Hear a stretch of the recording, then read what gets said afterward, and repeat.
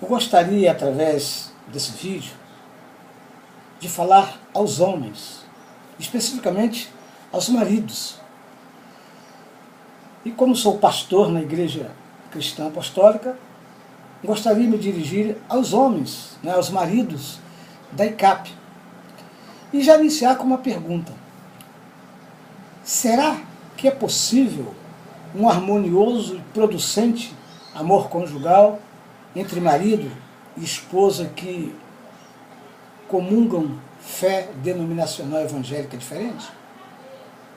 Por que estou fazendo essa pergunta? A razão dessa pergunta é que, certa ocasião, um irmão, um amigo meu, passou por problemas em seu casamento, depois que fez a opção por mudar de uma igreja neopentecostal, onde estava com sua esposa, e incorporou-se a uma igreja de confissão de fé reformada. E a sua esposa não quis acompanhá-lo, pois tinha responsabilidades específicas lá onde ela estava e não pretendia sair daquele arraial. Muito bem. Eu e minha esposa, Raquel, nós somos oriundos de uma igreja neopentecostal. E hoje, fazem já quase 15 anos que fomos acolhidos, estamos na Igreja Cristã Apostólica em Icaraí. Uma igreja que professa a teologia de fé reformada. E foi para nós, gente, uma alegria quando pudemos fazer várias descobertas dentro dos valores da fé reformada, viu? Então, e acima de tudo, sabemos que o Deus Criador e Triuno planejou a nossa salvação desde a eternidade. E como é gratificante, irmãos, a gente ter descoberto os benefícios salvíficos e redensivos dos 5 solas da Reforma, que são a sola fide, somente a fé, a sola scriptura, somente as Escrituras, o solus Christus, somente Cristo, a sola gratia, somente a graça, e o soli Deo gloria, que é somente glórias a Deus. E em contato com a fé reformada também, nós nos deparamos com a beleza da cadeia de ouro do chamado TULIP, quer dizer, T-U-L-I-P, que é um acróstico para explicar a soteriologia reformada. Onde estão escritos, por exemplo, a depravação radical da natureza humana, a eleição incondicional, a expiação particular, a graça irresistível e a perseverança dos santos, que alguns teólogos e pastores preferem chamar de perseverança do Salvador. E todos os que estão fazendo seminário teológico vão estudar sobre isso. E como é bom também, estudando alguns aspectos da reforma, a gente descobrir os escritos de Calvino, de reformadores importantes, dos puritanos, de lermos John Calvin, de lermos Jonathan Edwards, lermos Richard Baxter. E qual teólogo, pastor ou estudante de teologia não gostaria de ler os sermões de fogo de Charles Spurgeon?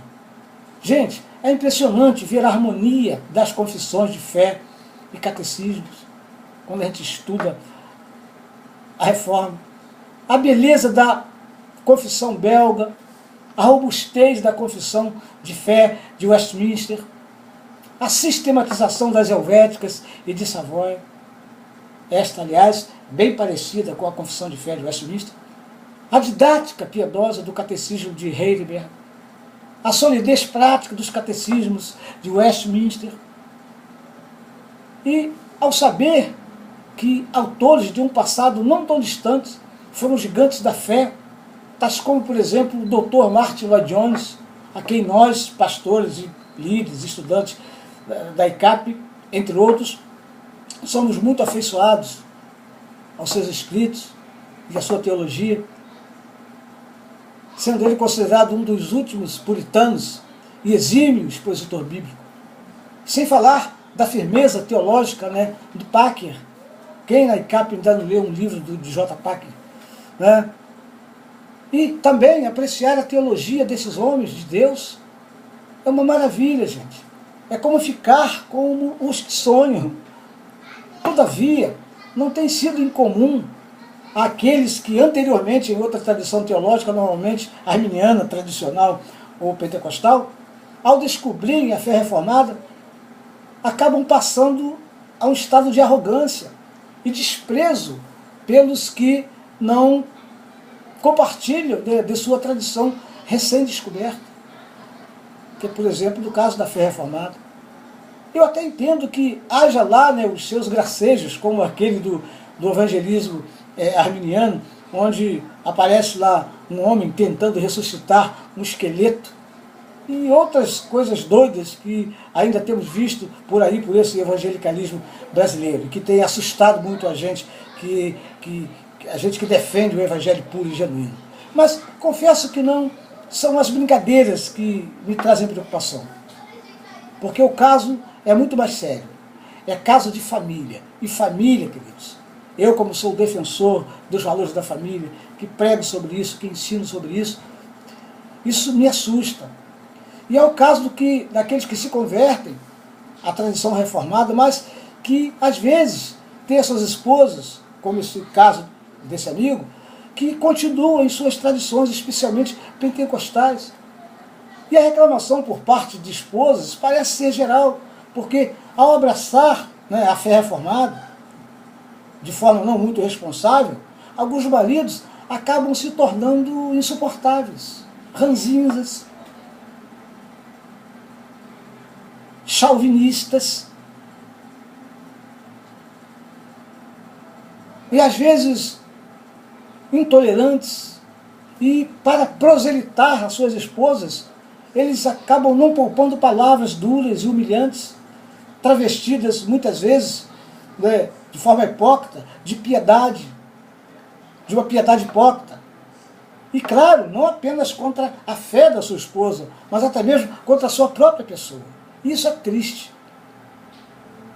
E assim, agora, como a sua esposa não está com ele na mesma fé, comungando a mesma fé, ela é agora a insubmissa por não aceitar imediatamente o novo e vivo caminho da fé que ele abraçou. Agora a sua esposa é herege por não aceitar, né, os 5 pontos. Agora o seu culto é por ele considerado idólatra, por desprezar o princípio regulador do culto e não aceitar acompanhá-lo imediatamente aos cultos reformados, né, com as pregações expositivas, com as leituras profundas bíblico-teológicas, reflexões bíblico-teológicas. Agora que ela possivelmente ignorou por tanto tempo essas coisas, porque lá onde ela estava não ensinavam sobre isso. A esposa dele agora é culpada por resistir e não aceitar os solas da reforma e não ir muito com a cara dos puritanos. E o resultado final não é proselitismo, queridos, por parte desses maridos, mas sectarismo, porque ele não se importa de causar divisão e profundos ferimentos no coração daquela que Deus mesmo uniu a ele. Aos meus irmãos casados, não resta senão achar-se sob o fardo da providência de ter uma esposa não reformada. Talvez algumas palavras, né, até os maridos reformados sejam necessárias, e assim eles possam fugir da caricatura reformada que podem transmitir às suas esposas. Se quiserem, então, ganhar as suas esposas, certamente não deverá ser pela força, como afirma o profeta Zacarias, no capítulo 4, 6, porque ele diz, não é por força nem por violência, mas pelo Espírito de Deus. Primeiramente, o marido deve se lembrar de que a sua esposa é uma auxiliadora, é uma ajudante da sua vida e no seu ministério. Antes de ser reformada, ou arminiana, pentecostal, etc. Ela é a sua esposa. E a sua esposa é aquela que está com você sob o laço da aliança. É a como diz Gênesis 2,18, é a sua auxiliadora idônea.